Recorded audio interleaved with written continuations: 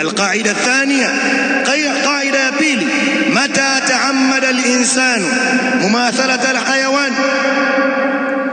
wakati wote mtu atakapokusudia kujifananisha na wanyama wataghayyira khalqillah na kubadilisha maumbile aliyomuumbia nayo Allah faqad dakhala fi fasadi alfitra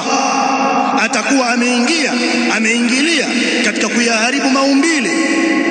wa sharia na katika kuvunja sheria wa hadha muharram kwenye Qur'an mara ngapi imekuja haifai mtu kubadilisha maumbile aliyomuumbia Allah subhanahu wa ta'ala na chini ya kaida hii akataja maneno Sheikh al-Islam rahimahullahu ta'ala mpaka akasema fayahrumu 'ala al-insan an yatashabbaha bil hayawan bitaqlidi sifatihi al-khassati bih haifai kwa mtu kumuiga mnyama kwa sifa ambayo anahusika nayo kana hiqil himar kama vile kulia mlio wa punda wanabahi alkalb na kubweka kama anavyobweka mbwa wa ghairiha na sifa nyingine kwa sababu Allah anasema walaqad karramna bani adam na kwa hakika tumemtukuza mwanadamu aqulu qawli hadha wa astaghfirullah alhamdulillahi rabbil alamin wassalatu wassalamu ala rasulillah wa ala alihi wa ashabihi ajma'in والتابعين لهم بإحسان إلى يوم الدين وسلم تسليما كثيرا اللهم صل على محمد وعلى آل محمد كما صليت على إبراهيم وعلى آل إبراهيم إنك حميد مجيد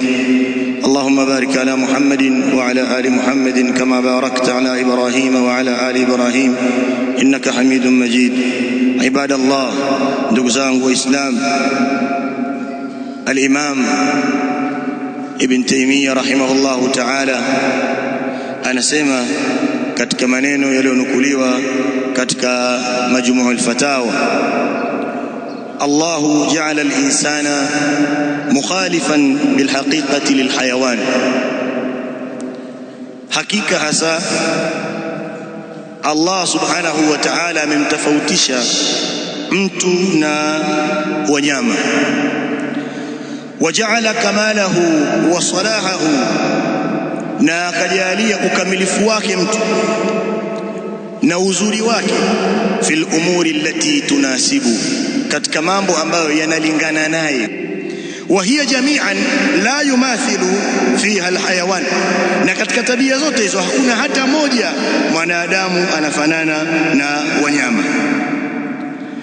fa in ta'ammada mumathalata alhayawan atakapokusudia sasa kujifananisha na wanyama wataghayyira khalqillah na kubadilisha maumbile aliyomuumbia Allah faqad dakhala fi fasadi alfitra wash-shari'a wa dhalika muharramun atakuwa ameingilia kuharibu maumbile aliyoumbiwa kuvunja sheria na jambo la mtu kuharibu maumbile aliyoumbiwa na Allah na kuvunja sheria jambo hilo ni jambo lenye kuharamishwa halifai na kuna mifano ya nusus katika sunna zimekuja kutaja baadhi ya mambo hayafai katika hadithi ya Mtume sallallahu alayhi wasallam anakataza suala la mtu kukaa al-iqa akaweka makalio yake chini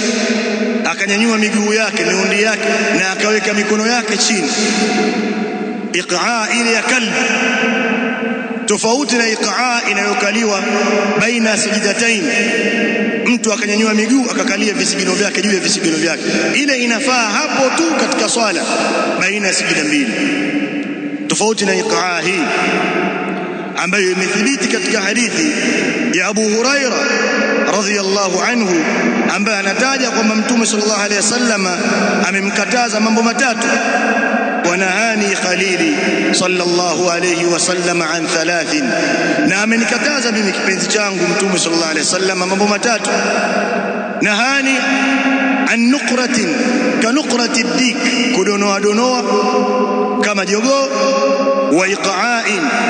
ka iqa'il kalbi na kukaa iqa kama vile iqa ya mbwa ikatajwa sasa kwamba haifai kukaa iqa kama vile iqa ya mbwa na ndio maana watu walivyomuuliza Ibn Abbas radhiyallahu anhuma ile iqaa ya kukaa juu ya visigino, iqaa ile, akina Taus walimuuliza vipi kukaa hiki kikao cha iqaa, akakalia mtu juu ya visigino vyake, akawaambia hiya sunna, hii ni sunna. Kwa hiyo iqaa ile ni sunna na iqaa hii imekatazwa.